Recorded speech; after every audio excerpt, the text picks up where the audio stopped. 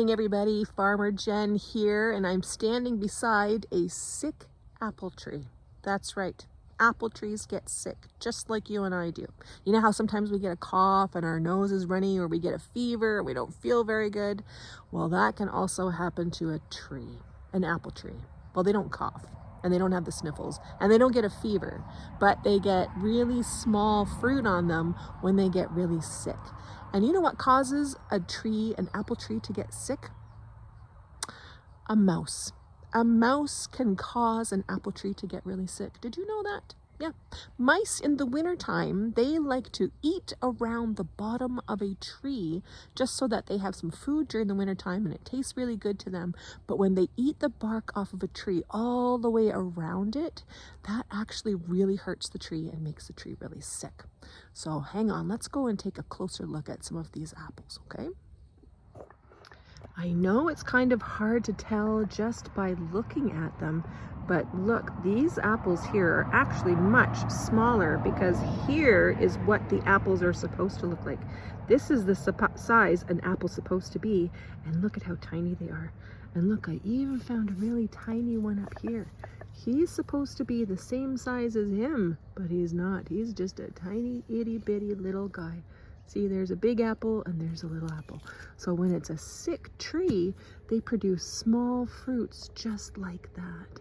And there's a whole bunch of these small fruits on there, which is why we kind of left them on the tree, because, well, we're just going to have to pick them to put them into the juice later on. That's all. And even if I step back, look, you can tell that the tree is not very happy. See how the leaves are all curled up like that? And they're actually tiny leaves. Let's pick off a leaf there. There's one of the leaves from the sick tree. And let's go to a not so sick tree. This is a very happy, healthy tree. And look, even the leaves are smaller. Poor tree. Poor sick tree. So here's the bottom of one of the trees that I was talking about that's sick. And look, see how it's missing some of its bark? Because somebody has chewed off the bark. And in the wintertime, it looks like a few years ago, you could see that somebody ate all the way around this tree. He went right around the tree. And when you take off that much bark at the very bottom, it makes a tree really, really sick. Morning, everybody. Farmer Jenn here, and I'm standing at a bin full of fruit that is going to go to the juice market.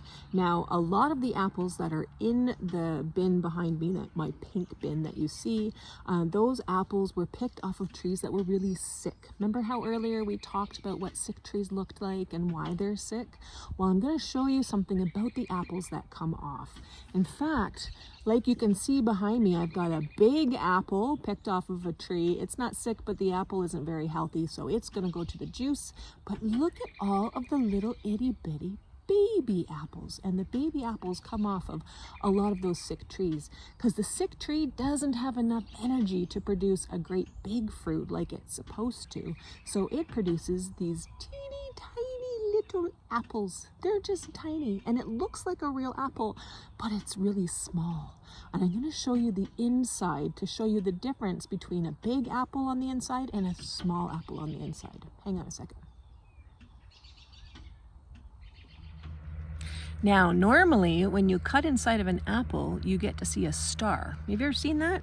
Let's cut this guy open. We're going to cut him right in half like so, just like that. There we go.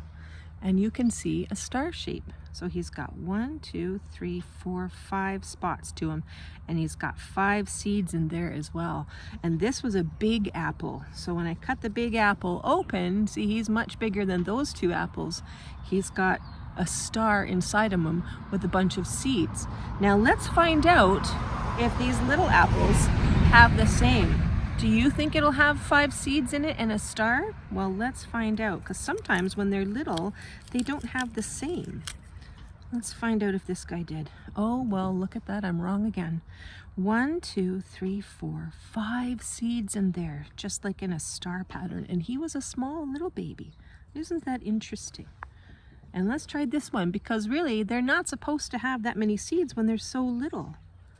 All right, we'll cut them open and see it. Oh, there we go.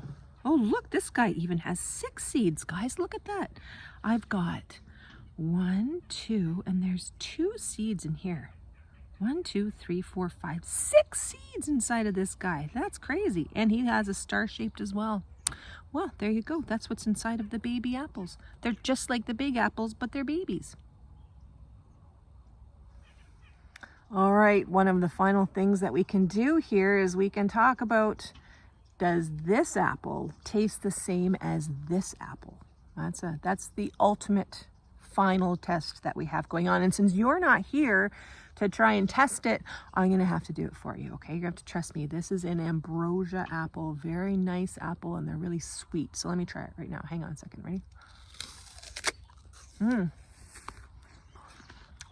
Oh, delicious. Such a good apple. Nice and juicy, hard. You could hear it hard, and really sweet. Now, do you think this apple's gonna taste the same? Let's find out. Okay, ready? Yeah, I can't take as big a bite. Really, it's like a 2-bite apple, isn't it? I could take 2 bites and this whole thing would be gone. Okay, ready? I'm gonna take a little bite.